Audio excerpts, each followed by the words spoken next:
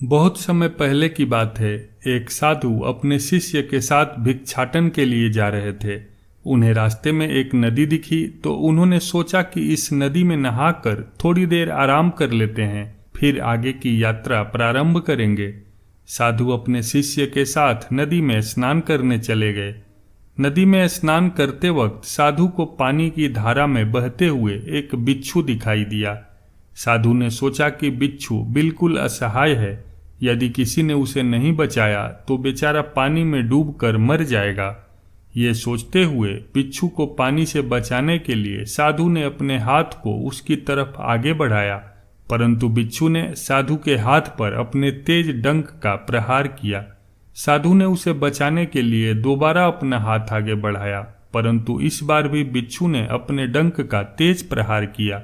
साधु का बचाना और बिच्छू के डंक की प्रक्रिया कई बार चली, लेकिन अंत में साधु अपने प्रयास में सफल हुए और बिच्छू को पानी से बाहर निकाल लिया। इस बचाने की प्रक्रिया में साधु के हाथ में बिच्छू 7 से 8 बार डंक मार चुका था। साधु की पीड़ा धीरे धीरे बढ़ती जा रही थी। बिच्छू का जहर उनके शरीर में धीरे धीरे अपना प्रभाव दिखा रहा था। जब साधु एकदम मरणासन अवस्था में आ गए तब उनके शिष्य से नहीं रहा गया। उसने साधु से पूछ लिया कि महात्मन, जब बिच्छू आपको डंक मार रहा था तो आपने अपनी जान की परवाह किए बगैर इसे पानी के बाहर क्यों निकाला? शिष्य के सवाल को सुनकर साधु मुस्कुराते हुए बोले कि बिच्छू का स्वभाव ही डंक मारने का है।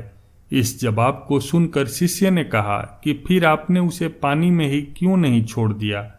शिष्य की बात सुनकर साधु फिर मुस्कुराते हुए बोले, जब बिच्छू जैसा कीड़ा अपना स्वभाव नहीं त्याग सकता, डंक मारना नहीं छोड़ सकता, तो मैं तो स्वभाव से ही साधु हूँ।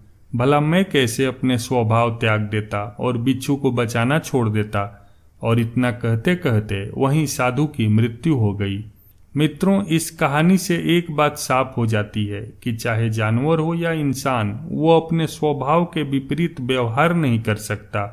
और एक सीख ये भी मिलती है कि किसी की भी सहायता करते समय ये ध्यान रखें कि सामने वाला व्यक्ति दुष्ट है या सज्जन, क्योंकि दुष्ट व्यक्ति की सहायता करने का कभी कभी बहुत ही घातक परिणाम होता है।